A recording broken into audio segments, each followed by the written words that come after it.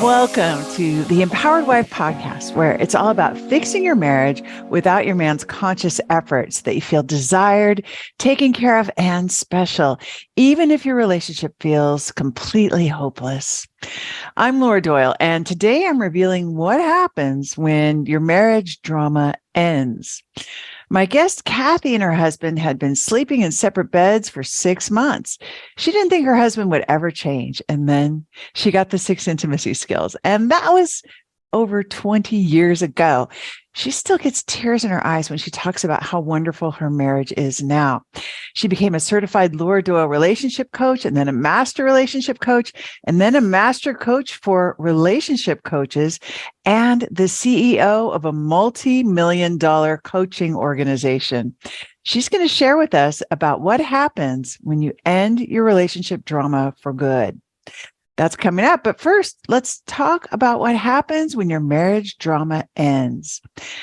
When my marriage was full of drama, it was incredibly taxing. It was painful. It was exhausting to fight all the time, and also to feel so hopeless that it would ever get better. I felt so overwhelmed and consumed with our problems, and it robbed me of so much energy for other relationships and for work and for having fun. What I know now is that anything that's sucking out a lot of energy and focus pulls you away from your true calling. And since so many relationships are falling apart and the divorce rate is so high, that means a lot of people are losing vital energy on needless emotional turmoil. That means the important things that they're supposed to be contributing, things that they're called to do, and things that the world desperately needs them to do, are not getting the time and energy they deserve. If you're anything like I was, and you're struggling in your relationship, you may not even know what your calling is. I sure didn't think it was going to be helping other women fix their marriages without their man's conscious effort. That was not on my radar, far from it. Nor did I realize just how good things would get in the rest of my life once I put an end to the drama with the 6 intimacy skills and the connection framework. And if you feel like you don't know how to fix your relationship, then it's maybe not even that interesting to think about what might be in store for you as you bring peace and playfulness back to your marriage. Because it's like if you're drowning and someone asks you, what your 1-year goals are, right? Your answer is going to be to survive. Fair enough. But as someone who listens to this podcast week after week, you have already heard firsthand accounts of so many women applying the intimacy skills with the connection framework and being able to fix their marriages from a crisis, or get the sizzle back, or transform an untenable situation into a promising one. You've even heard from some of the husbands. So you already know that fixing your marriage single-handedly is possible. And not just possible, but likely if you get the right information and the right support. And not just making your marriage livable, but making it exciting and fun again is possible. That's your birthright as a woman, to be cherished, to be adored. And I'm not giving up until you get that, till you get all of that. That's my mission. And what I want to talk about today is what might be waiting for you in the rest of your life when you make your marriage last and thrive. When you finally get to the place where you stop wasting energy on needless emotional turmoil about your marriage. Now, no marriage is perfect, not even mine. I can still pick a fight if I want to. I always have that option.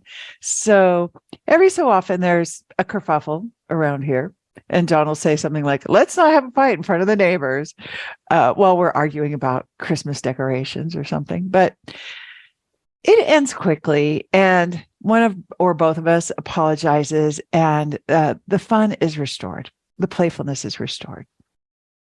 It's nothing like the constant drone of tension that we had at our house back in the bad old days. There's very little drama here now. It's not even enough drama to fulfill my minimum daily drama requirements.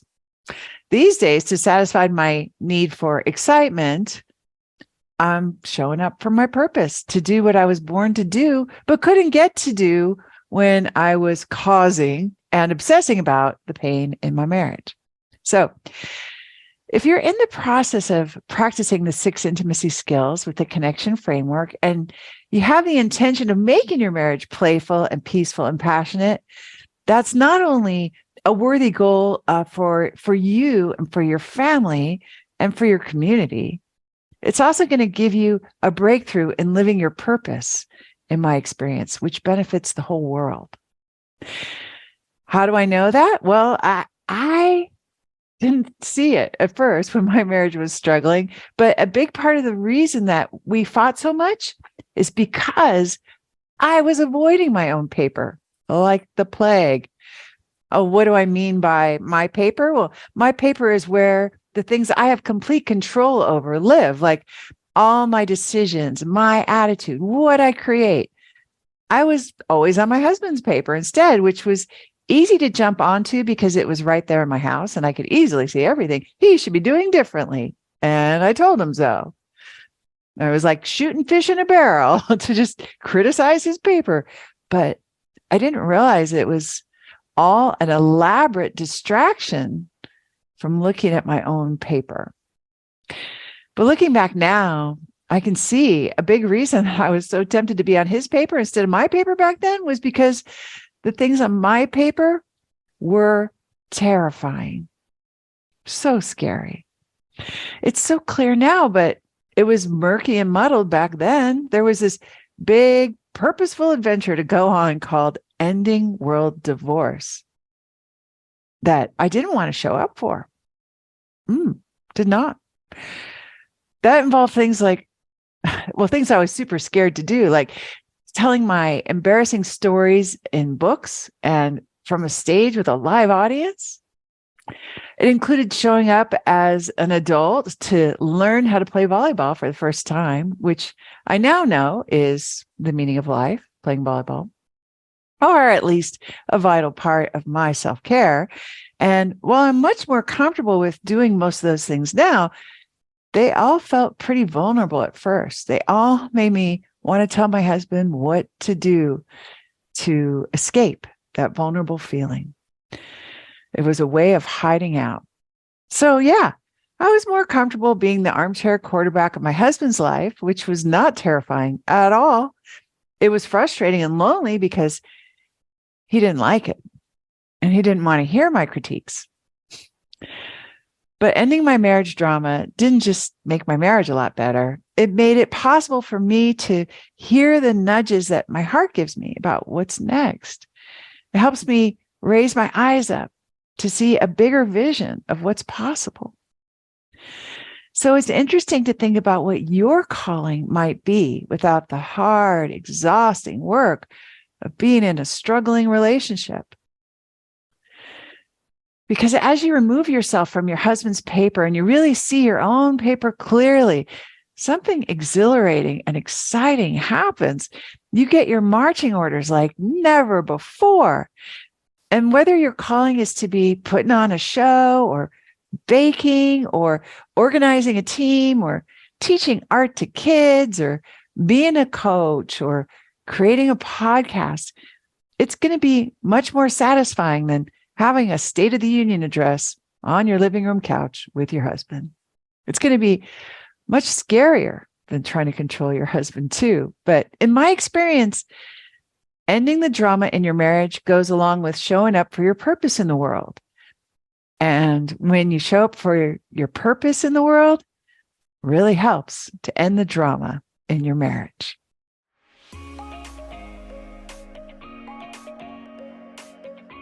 If you're wondering how to get started with fixing your relationship and making it shiny again, then you need a roadmap.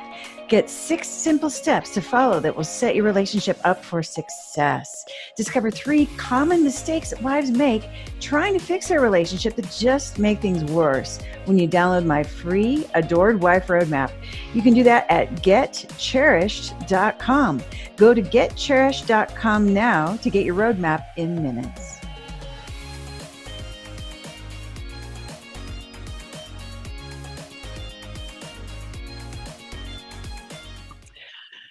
Kathy's second marriage was in trouble. They'd been sleeping in separate beds for 6 months. She didn't think her husband would ever change. But then she got the 6 intimacy skills with the connection framework, and that was 20 years ago. And she still gets tears in her eyes when she talks about how wonderful her marriage is now. She became a certified Laura Doyle relationship coach, then a master relationship coach, and then a master coach for relationship coaches, and the CEO of a multi-million-dollar coaching organization. She's going to share with us about what happens when you end your relationship drama for good. Kathy, thank you for coming on the Empowered Wife podcast. This is great to have you.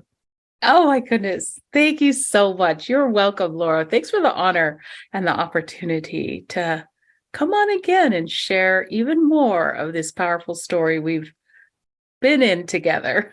Yes, Yeah. we have now for over 20 years. Mhm. So I do want to hear about the bad old days. I want to hear about your marriage. You did a great job telling the whole story in episode number 1 of the Empowered Wife podcast.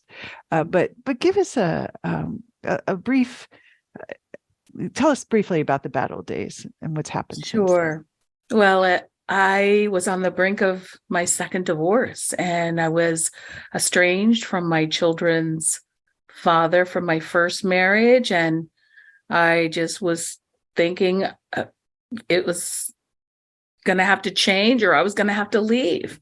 And I had done the same kind of thread in my first marriage. You either shape up or I'm leaving you. And I just found myself in this place of fighting and cold wars and no physical intimacy, no partnership and parenting or finances. And it was just miserable. And my friends even got tired of hearing me complain about it. They told me to shut up and either get a divorce or stop talking about it. And it just felt like I didn't know where else to go. Counseling hadn't really helped. In fact, we fought more. And so I tried everything. I wanted to have a successful marriage, but I didn't have any good role models. My parents weren't happily married. And in fact, it was just a scary thing to know that I didn't have the tools. I didn't have the skills. I was successful at work, but I was failing at home.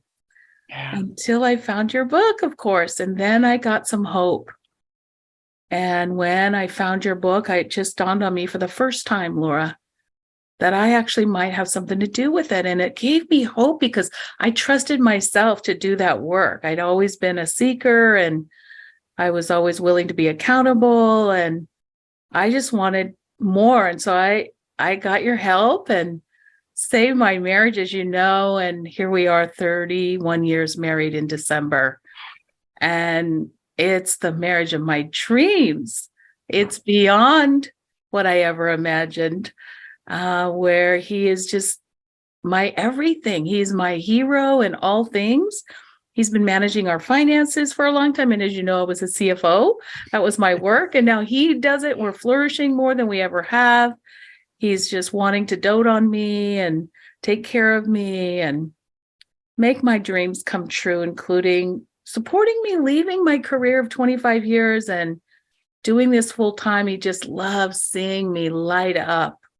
When I talk about the work I do, he's like, how was it today? What'd you do? Whose marriage did you save today? Who did you help today? And I'm like telling him about it.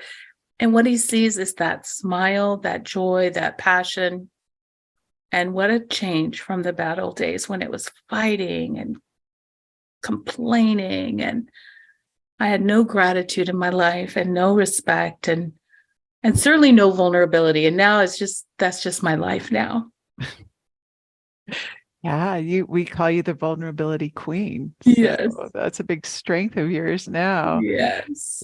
So, and since you have such a long, happy marriage now, 31 years and 20 years of using the intimacy skills and the connection framework, I kind of want to just get a check on how difficult it is to maintain that great marriage. Like how much work is it? Oh, it's not work today, but I have to admit, in the beginning, it took something. I was not good at respecting my husband. I apologized a lot. And what had me doing that was my commitment to be respectful. And how I learned to do that was apologizing, because that's how I caught myself or would recognize the disrespect. And it wasn't so much about him, because at one point he's like, you don't have to apologize for everything. It's not okay with me that I'm disrespectful. So I knew early on this was an inside job, and I needed help. I couldn't do it by myself, and I still try to do stuff by myself. It's an old habit that I will still try to venture out, because it's so scary to get help or to be vulnerable or to receive. As you know, it's takes something to open yourself up. And so I've been getting coaching all this time, 20 years, open for coaching, because I just know my commitment is to be a respectful wife. Yeah. And so I just stay close to the women that care deeply about marriage and stand for my greatness and my vision to end a routine of divorce and failed relationships. And I wanted my kids to have a different experience. Yeah. Now they do. They do. Yeah.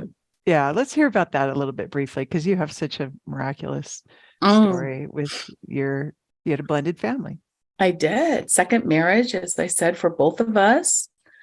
And it was really them that had me really fighting for staying married. I just didn't want them to experience another failed marriage and the trauma that they experienced. My kids were estranged from their dad for 10 years out of that first divorce, because I was so controlling and so disrespectful and didn't know it. Just thought I was being an appropriate mom, protecting her kiddos.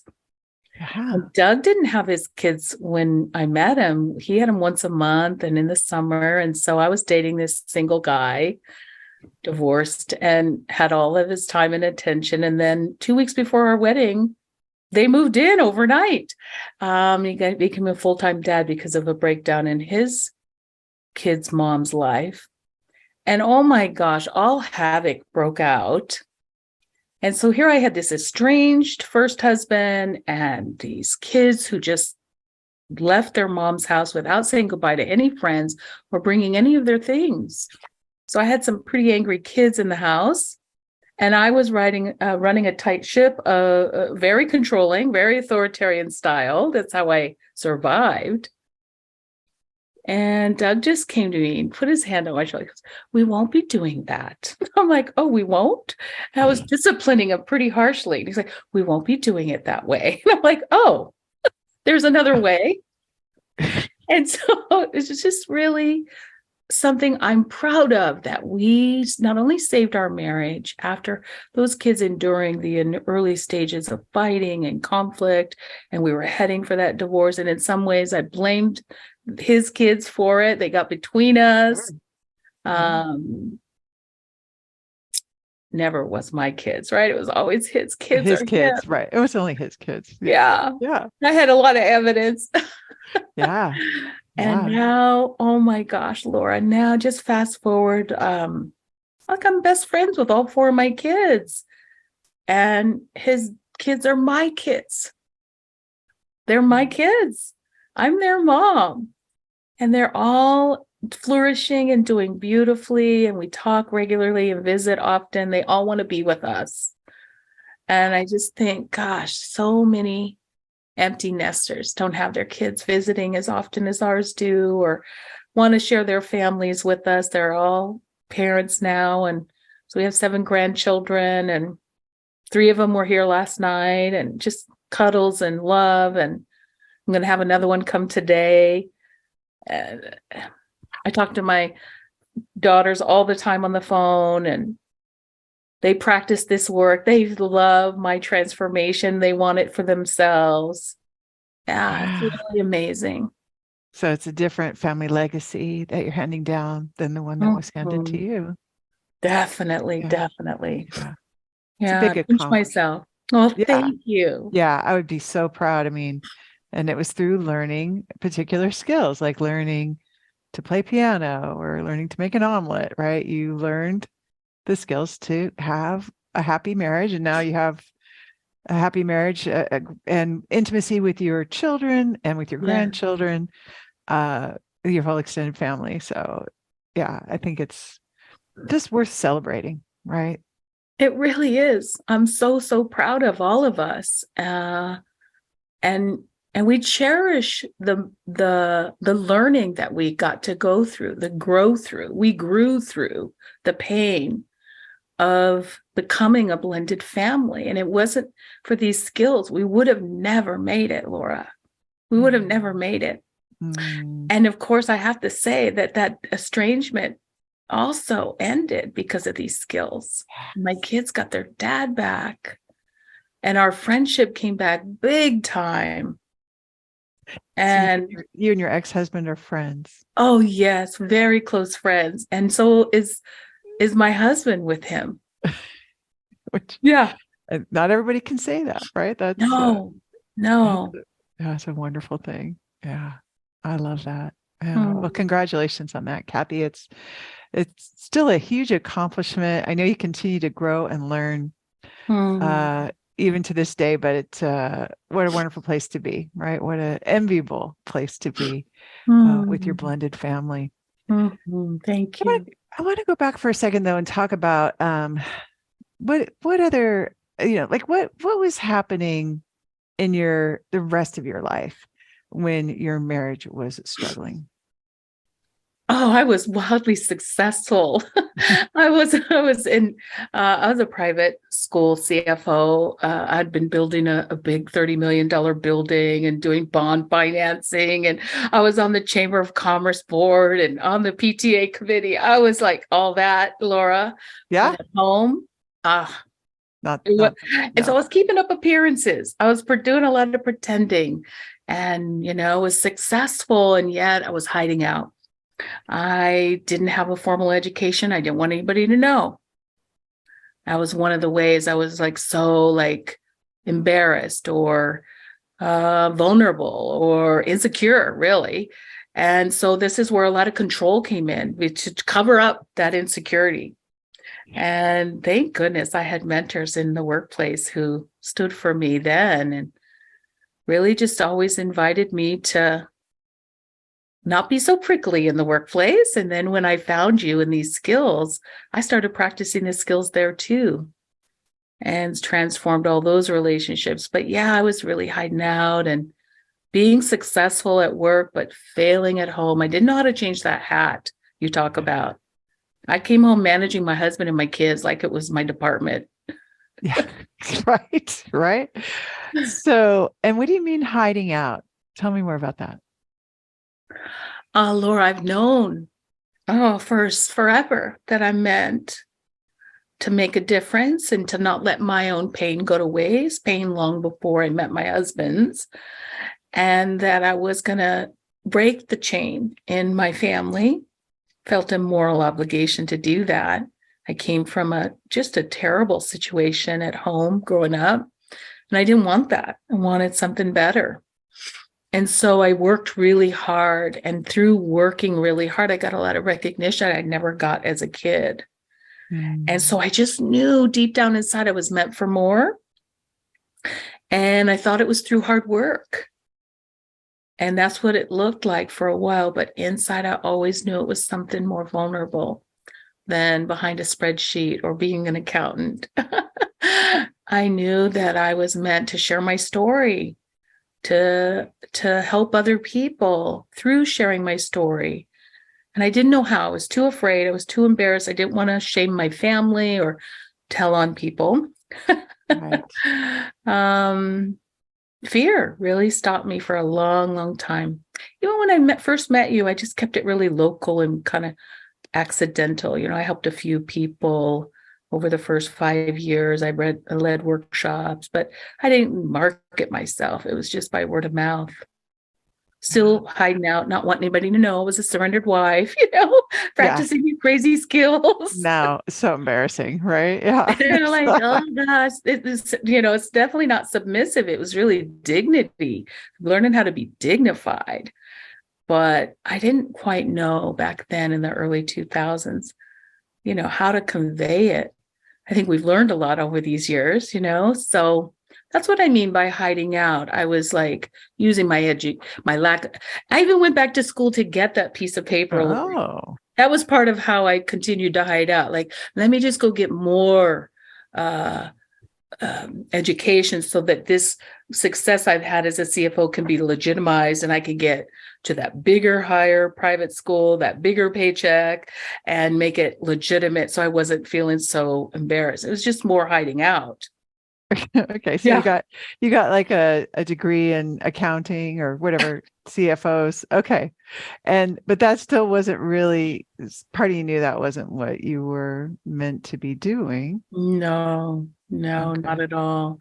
And I I didn't have anyone in my life besides you and a couple other people who saw something in me also. And I think that was also a challenge, was believing that there was something that I always knew that other people saw. Taking that in, receiving that, was hard because it's easier to believe the other stuff. Yeah, it's easier to stay small and not have to do things that are scary, Yes, even when it sounds like you were getting a pretty strong tug on your heart to big do time. more. So what happened so your relationship drama ended really when you fixed Yeah. your marriage. So, so then what happened? What kinds of things emerged for you as you stopped struggling in your marriage? I just came out and shared my story in a very public way. And I just had no idea the impact that that was going to have. That what was once a scary idea. And I remember practicing one of the talks I was invited to give in my kitchen. And I was so nervous. I was so nervous to give a talk on the skill of vulnerability and share part of my life. And I was practicing, and it kind of goes back to my husband and how this has impacted my marriage. He just saw me and I'm so scared. I'm so nervous. And he said, well, how about if I just take all the kids and we go to the park and, maybe he took them for ice cream. I don't remember, but give you the quiet space for you to practice that talk. And it made all the difference. And I gave that talk and it felt so good. I felt like I was at home, even though I was nervous and I was uncomfortable. It felt like the right thing to do. So I did it again. I got the opportunity to tell it again. And that story went viral on the internet. It just shocked me that so many people would relate to a story that I was so scared to tell. Yeah. So And then next you thing you know, another story happened and they sent photographers to my house and makeup artists to my house. And it was so uncomfortable. That was a magazine article that came out. And this was early on when you thought maybe I could support us growing a coaching organization and you thought, well, the best place to start is to tell your story.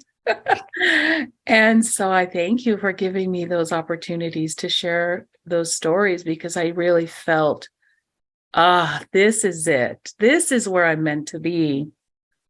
And even though I brought all that school experience, all that business experience here to grow a coaching organization, it was through sharing my story that I've really felt like, this is the pathway to ending world divorce, to helping more women, to growing an organization that could end world divorce, but also to help coaches flourish so they could do the same thing.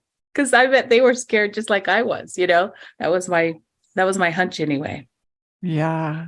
So you ran through that waterfall of fear to get to the other side. Yes, And when you got there, you found out you were home. I did. And it's just grown and grown, that home feeling. In fact, I'm so passionate that I'm clearly on the right path and mission meant for me.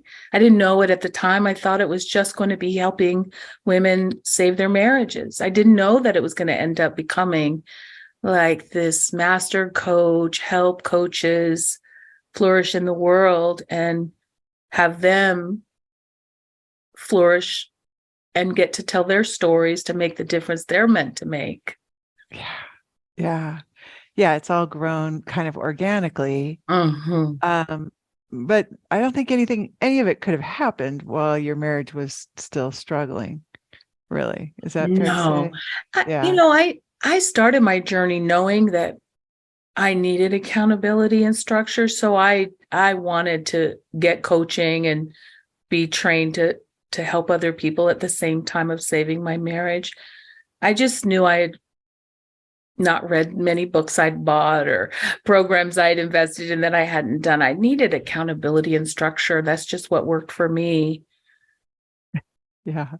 Yeah. I think we've all bought books we never read and programs we never actually applied ourselves to. I think that's Mhm. pretty common. So how did you become a relationship coach's coach? This was a by accident also. And so I just saw coaches being in fear like I was. I could relate to them. I saw myself in them. And after I'd shared those few stories I just mentioned that were so validating of where I belong and the feeling I had afterwards, I just reached into their life and said, hey, I'm happy to mentor you or stand for you or support you if you really want to become a coach and tell your story and help other women. And they just received that invitation. It was truly on my own time. It was just an additional thing I offered here on the campus is, hey, come play with me. And I picked 3 coaches who are well-beloved coaches on the campus today. Powerhouse coaches on the campus Yes. now. Yes. And they were afraid. They were afraid to coach, and they just let me support them for a year. And that's where I really found my calling. Was like, wow. And to watch them now, it's like it's just a joy to see who they've become. And, they're full coaches. Clients can hardly get them because they're full. And at one point they were afraid. Yeah. And so I started coaching them, and those 3 led to 3 more. And then we were training people in coach training. And at the end of their coach training, they got certified and they didn't quite know what to do. And so I offered a mastermind, and I said, well, I'll teach you how to build a business, a coaching business, because we're building one. So I'll just share what we're doing. And that was super fun to watch coaches really flourishing, attracting their own clients and flourishing as coaches. And then there was another iteration of an idea. It was just all organic, coming from the heart, like, oh, let's do this. It was all experimentation. And a next vulnerable step of, let's see how this works. And I did a practicum with coaches for maybe 3 or 4 years following coach training. And at every bit of that work validated, there's a need here. There's a desire here. There's a want here. Those coaches are amazing coaches for us today. And I feel so honored that I got to be part of their journey. And it's really because of them that I became a coach's coach. It's because of all the coaches validating their experience. And I give these skills all the credit because I practice the skills in business just like I do in my relationship. What does that look like, Kathy, to practice intimacy skills in business? It sounds kind of odd. It does. But Yeah. I'll tell you how it happened. Tell me. I expressed a desire. I had this yearning. I had this, like, I saw this opening. I'm like, hey, I would love to do a practicum. Hey, I would love to do a mastermind. Hey, I would love to lead section 4 of coach training and empower coaches to have scary conversations with hurting women. And all those desires were met and more, because it was coming from pure, without expectation. I didn't know how it was going to happen or when it was going to happen. And And of course, I was met with just nothing but support.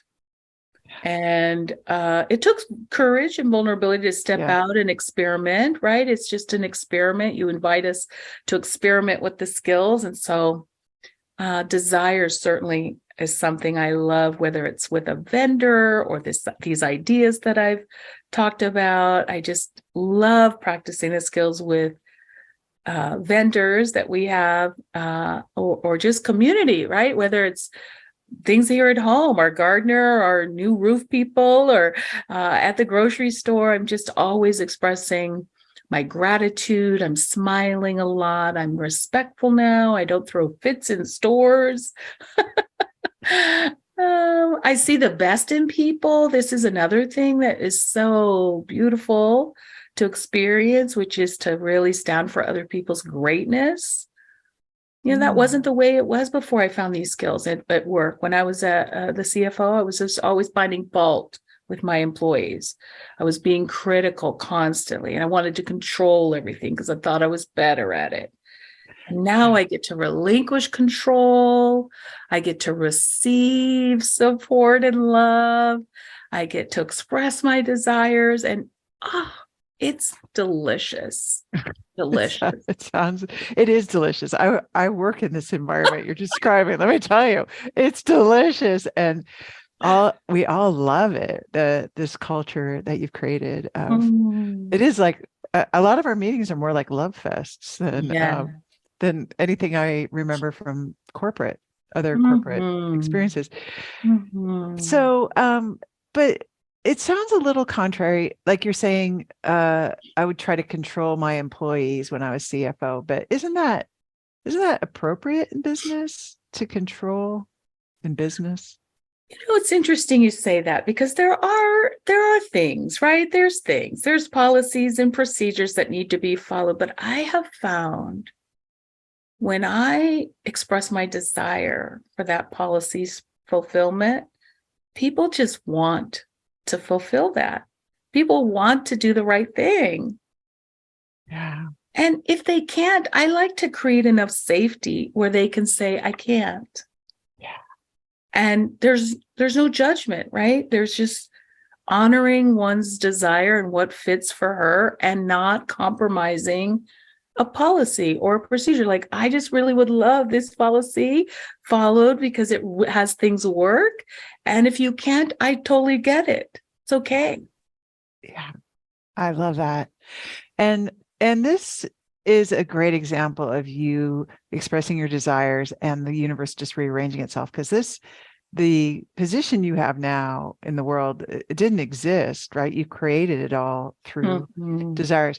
Has it been a straight line where you just, are taking a step forward every day towards creating your desires, or have there been times when it was too scary and you weren't able to maybe honor your desires or create what you had intended? I think so, Laura. Sure, it's not been a straight line. I think it's been two steps forward, one step back, maybe a step sideways. Life happens, pandemics happen, health challenges have happened. And in all of it, I continued to practice the skills. And sometimes I've had to be relinquishing control of the timeline that I ultimately wanted.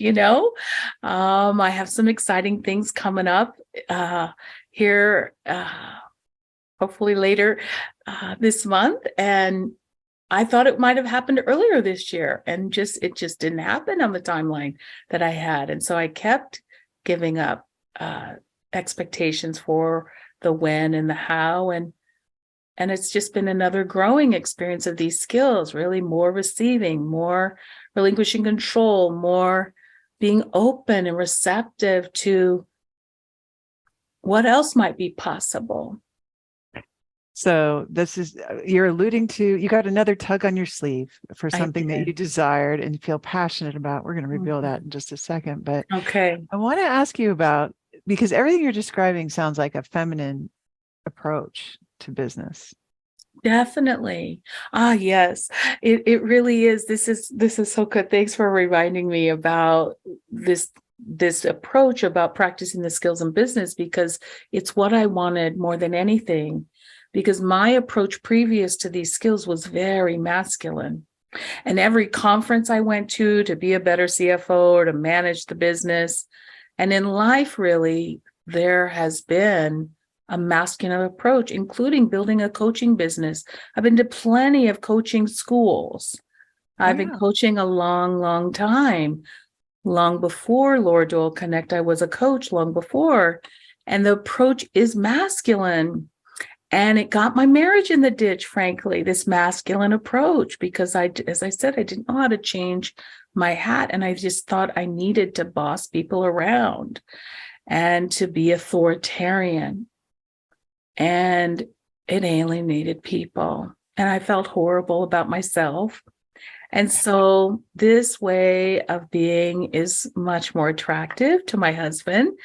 I'm a happier person, and I have the cooperation and admiration of our coaches, of our clients, and our team. And I get emotional about it sometimes because it's really hard to take in all that love. And I know it's just a mirror of what I'm giving them, which is this feminine approach is, like I said, it's standing for their greatness. It's creating safety while having a vision. Yeah. Gotta have a vision. Mm-hmm. Yeah, I love that. And I think we see it with, it's really a parallel to a lot of the marriage advice that's out there in the world is not so great. But it seems like conventional wisdom. It seems like, duh, of course, you're supposed to confront your husband about his lack of affection, and that's going to somehow get you more affection. And that never works. And I think we see the same thing with business, and we see coaches even because the conventional wisdom is to this masculine approach that you're talking about and alluding to.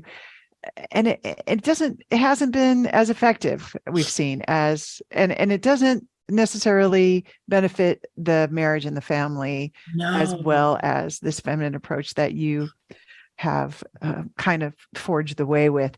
So tell us about that. Sure. I tell you from my own experience. So I was commuting 2 hours each way to a Hollywood school where I was the CFO of a really prestigious Hollywood school with lots of famous people there. Sounds very prestigious. Yes. And that commute every day, each way, felt very like a man should be doing this because I'm not cut out for this 405 Hollywood back and forth traffic. I cried all the way home, frankly. I was like, what did I do?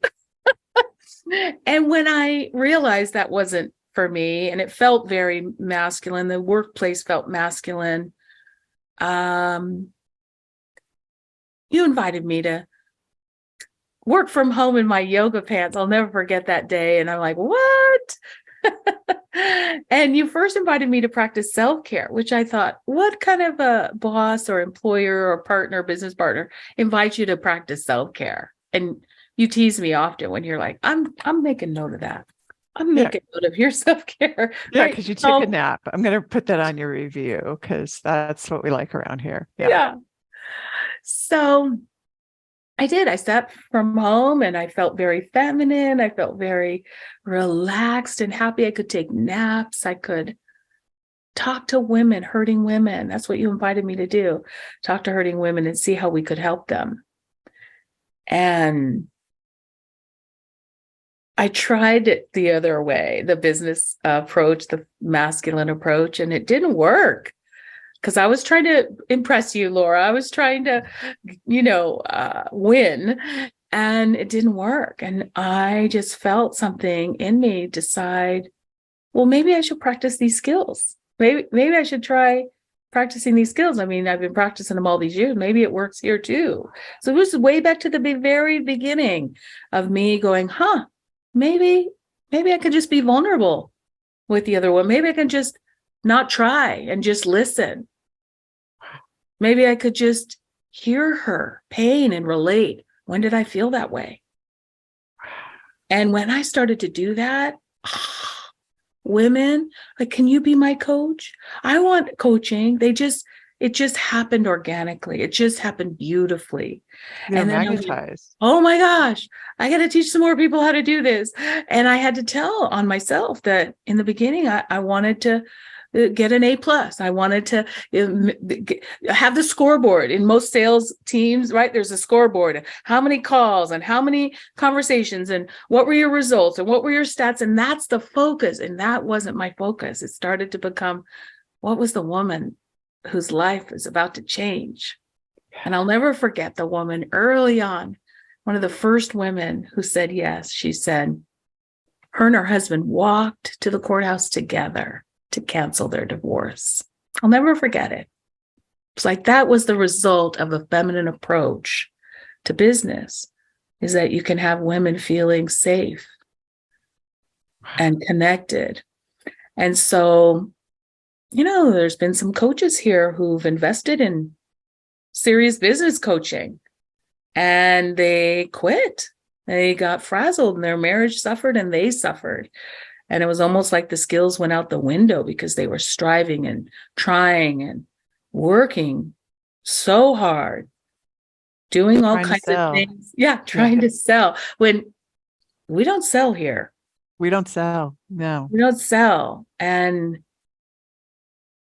I love that we don't do that. I just love that we share our experience. We trust she's the expert and knows what's best for her. And we listen, we create safety for her to explore her own journey. And so those coaches, were able to see that a feminine approach to becoming a coach, growing a business was a better fit for them than the striving and trying. And, I have some cute stories to tell. I had one coach who, she came to one of those mentoring calls that I do with coaches, and she was frazzled because she was in this business coaching experience. And she just came to this call saying, oh my gosh, I need to get back to these skills because I just blew it with my husband big time. I'm like, you have to come to this meeting. You have to come to this meeting. You have to tell people how we are. And he's like, yeah, I'm not going. And all the energy that was in her was fear that she wasn't going to look good to her business mentor because she hadn't done those stats or hadn't done what they said to do. And yet here she was compromising the very thing she was standing for, which was having an intimate marriage where there was no control and there was tons of respect, and she was being dignified. And you can lose it like that. It's out there. It's available. You can go get that kind of business coaching. Yeah. It's available, and you might get some business, but you're going to likely, in my experience, feel exhausted and alienate people and undo all the work you did to become a ridiculously happy wife. Right. It's not what we do around here. We wouldn't do that. It does sound exhausting, and tiring. And that coach doesn't take that approach anymore. No, she's very feminine. In fact, she's adorable. Yeah, she's very feminine and a flourishing coach and attracting clients and leading workshops in a whole nother country that I'm going to visit soon. You're going to be visiting. That's right. That's right. And this is another thing that has emerged for you, right? It's so interesting to me, the things that emerge when you get off of your husband's paper, right? You've been off your husband's paper for a lot of years now, and a lot of things are emerging. Yes. So, and we haven't talked about the big ta-da yet, which we're going to get to. I swear we're going to get to. I promise we are. But tell us about this. Why are you going to another country? What's happening there? Well, Laura, when I met Doug on a blind date, 34 years ago, we met on a blind date. He told me this fascinating story about a trip to Europe he had. And ever since then, I was just like, I want to go to Europe one day. I really want to go to Europe one day. Didn't know you or these skills, but I sure said my desire. And I had said it for maybe 20 years, it still hadn't happened. It wasn't like hounding or anything. It was just out there. He took me to a lot of other places, magical trips he took me on. He's taken me on, but never there. And one time, I even had the opportunity to go with you. Yeah. And that didn't happen in the end. I chose not to go. And in May, I got another invite to go. And I just jumped on it. I mean, I'd been locked up in the pandemic for 2 years, and I just was so itching to travel. And it was a desire. And I just said to my husband, oh my gosh, I've been invited to go to Europe and connect with another coach, to travel with a coach. And I would love to go. And he goes, absolutely. Let's do it. And I went for the first time in May to the Netherlands. And then I was able to go to Paris, France, and I went to Belgium and got to connect with a beautiful coach, Mila, in the Netherlands, who has taken on a whole country. She's one of the students that I've been privileged to mentor. And it was just a joy to get to be with her in her home, see her family life, meet her husband, but also to connect with her clients who don't speak English, Laura. I sat down with them and spoke English to them. They were crying. I was crying. They didn't understand a word I was saying, but there was this connection because we were all like happy wives, ridiculously happy wives, practicing these skills. Wow. So this vision I had years ago about, I've said it for, gosh, a few years now. I want to travel to all the towns of all of our coaches and meet them and see them in their home life, but also gather women in their towns and share these skills with the world, because I know not every woman is going to find us on the internet and be able to get the help that we know that she can have here on our campus, right? There's workshops available. There's other languages. There's other currencies. Lots of them. Yeah. And I'm clear. This is another vision that I want to fulfill on. And so when we got back from that trip, which was amazing, Coach Julie, who joined me on that trip, said, where are we going next?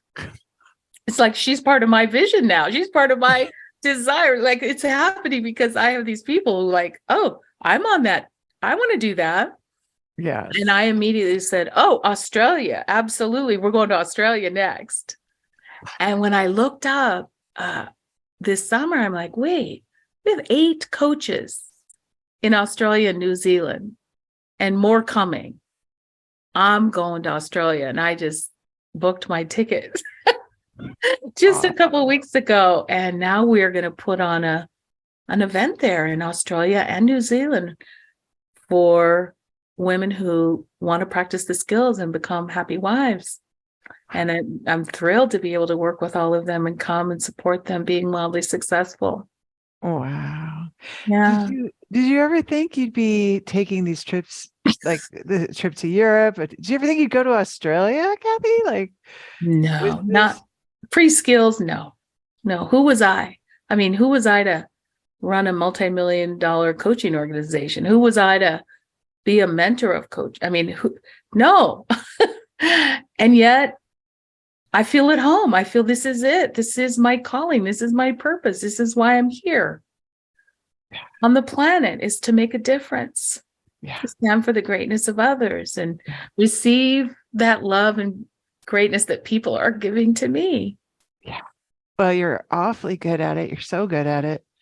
And I see how much gratitude the coaches have. You're so popular. They all want to just be training with you and studying with you. And I think it is the love, right? It's certainly the skills you impart. The training you give is powerful. And I think they feel great in your presence because you see their greatness. So I just love that. And along those lines, you have a new project, a new way of giving to not just our coaches, not just certified Laura Doyle coaches, but to all relationship coaches. Tell us about it. Well, I got this bug this year. Every year I try to choose a word. So this year's word is vulnerability. And I just kept asking myself, how can I be even more vulnerable? Because as you said, I am known as the vulnerability queen. I can't not shed my tears when I'm feeling love and joy and happiness or sadness. I know I just let those tears show, and I don't mind being vulnerable these days. But I just wanted to know, how else could I be vulnerable? And certainly these trips are part of that. It's vulnerable to travel so far away from home. Um, and so the other thing that emerged this year from the pandemic and helping so many coaches, because as you know, wives were having everyone at home, and the kids were home, and the husbands were home, and life was a little bit crazy. And so we helped a lot of wives during the pandemic, and therefore a lot of coaches emerged. And as we were training coaches, it just really became apparent that there was something here that I'd been giving that was needed or wanted. And I felt called to provide it for them. And so one day in one of those practicum calls that I was sharing about, where I have 15, 20 coaches there all wanting to practice coaching and learn coaching and get better at coaching, I just said, I think I'm going to produce a podcast. I think I'm going to talk about coaching.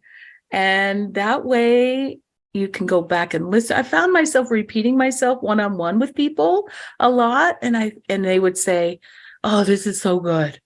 Oh, how can I get more of this? Say that again. Say that again, and I thought, I came to you and I think we need to capture this.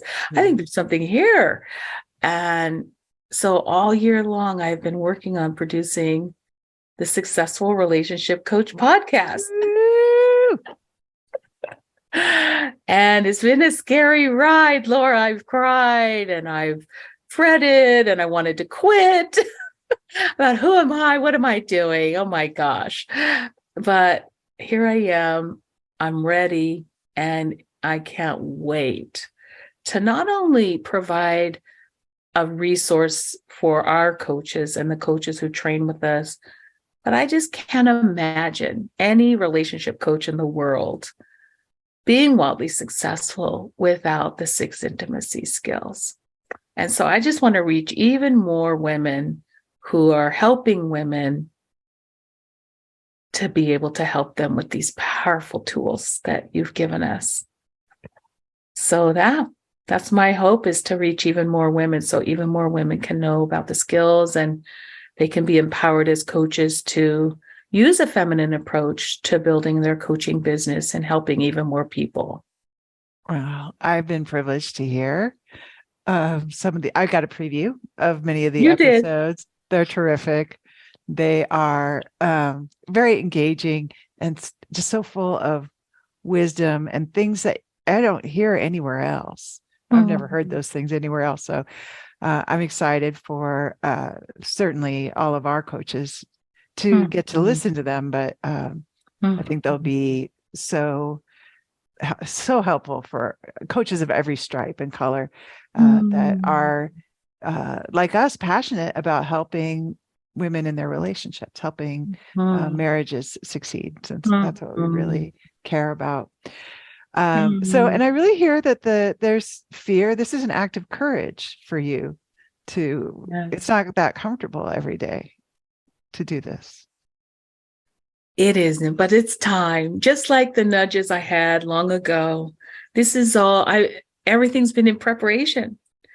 I shared my story, and yes, it went public, but there's a voice here, that if you come and coach with us inside, you can hear this wisdom of all this experience and love that I have for this work, and for coaches being fully expressed and full on their purpose in life. And I just feel like I'm meant to take this next scary step, kind of come out behind the curtain and go, hey, are you struggling to be a coach? Are you feeling afraid like I have? And I feel like the other thing for me, Laura, is to do the scary things that I inspire our coaches to do right alongside them. It's a really big value of mine, is to to be going right alongside them. And I say it to our clients all the time when I coach on our group calls, like, I'm in this right with you.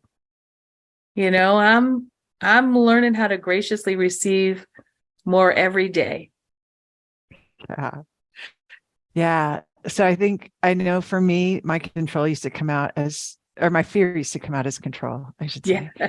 And your fear used to come out as control. And now you feel your fear and you consider that marching orders in a way, like, oh, it'd be really scary to have a podcast. And you decide to be courageous.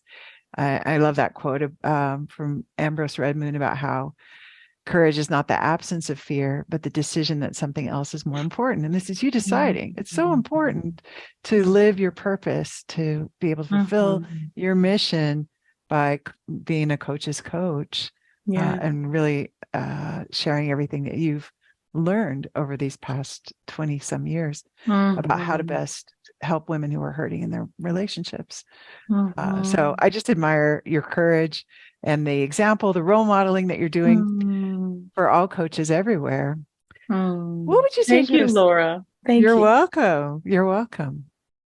What would you say to a woman who wants what you have, but she's still in the part where her marriage is hurting and she knows there's something on the other side. She knows she's called to do other things, you know, she's not quite sure what that looks like or how that would ever happen. But what's your best tip for her to emerge to where she has her dream job and she gets to go on these trips, to fulfill her dreams, whatever hers are specifically, right? You're fulfilling on yours and your purpose. How should she start? It's so counterintuitive, Laura.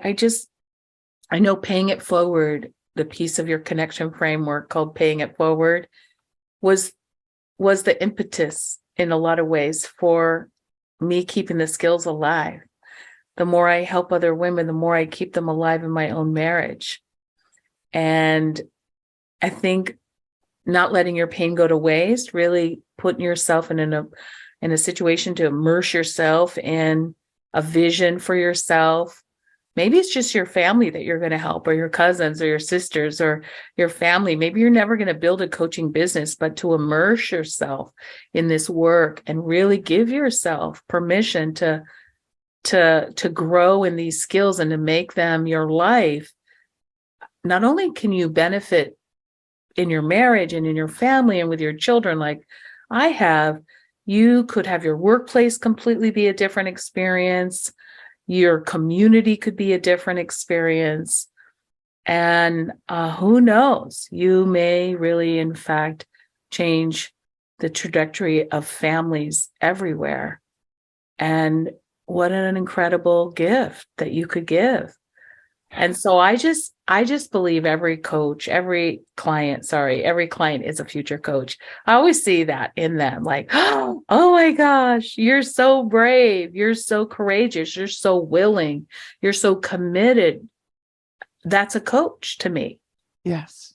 And a coach to me is someone who wants to keep the skills alive for herself and sees that paying it forward, standing for another person, is how that's done. But also it gives you this joy that grows your gratitude, that increases your smile, which has you be so magnetic that people want to travel with you. They want you to come to countries and hang out with you. Yeah. And I've been in a pandemic working from home for 9 years. I used to go to an office every day. Yeah.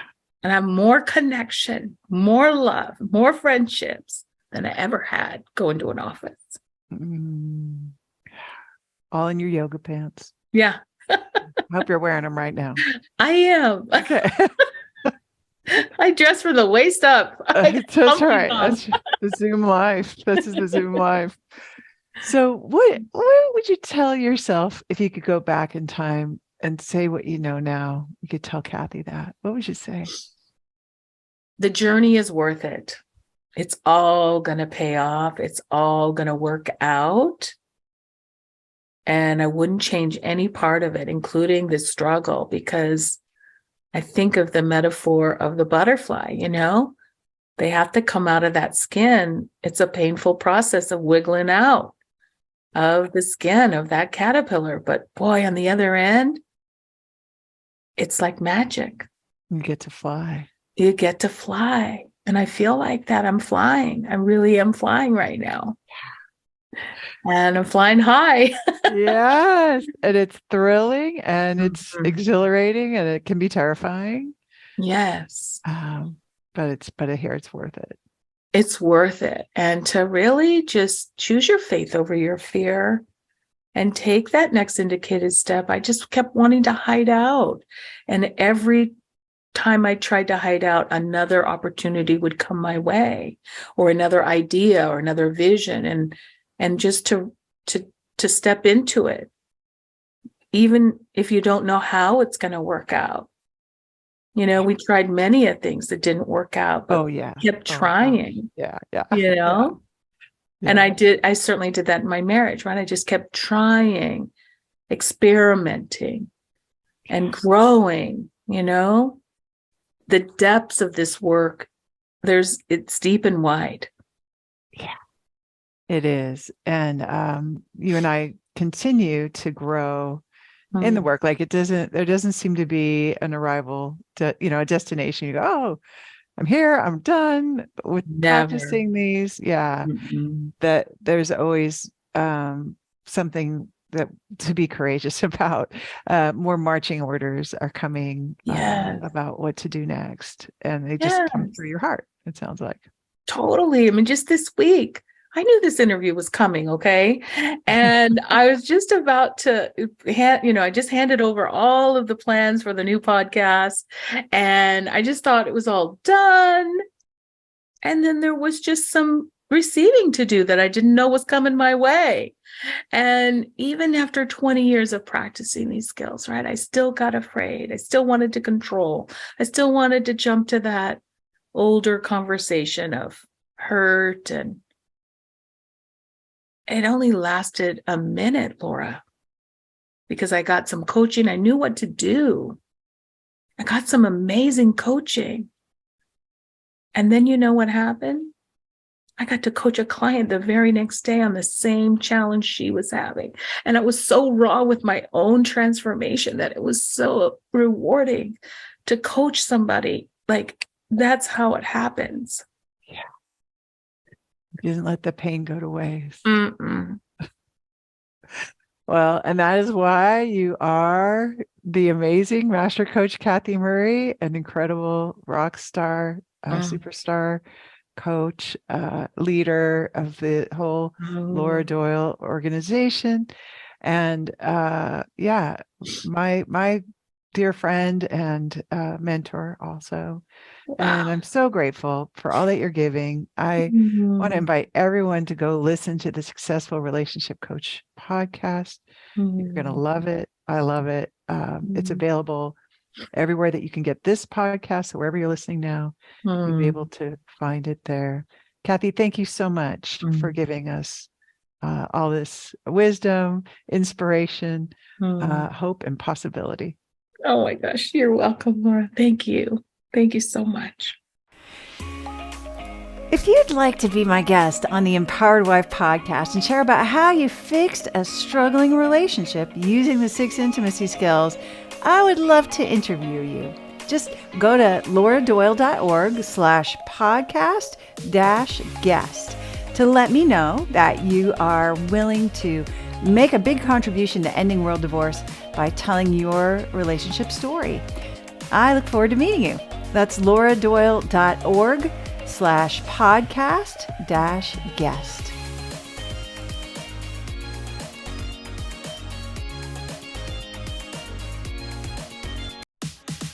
Listen and subscribe to the Empowered Wife podcast. Next week, I'll reveal 2 cures for an emotionally detached husband. In the meantime, I hope you're having lots of fun. Today's fun fact is I said I would never be like my parents, but now I play Wordle every day.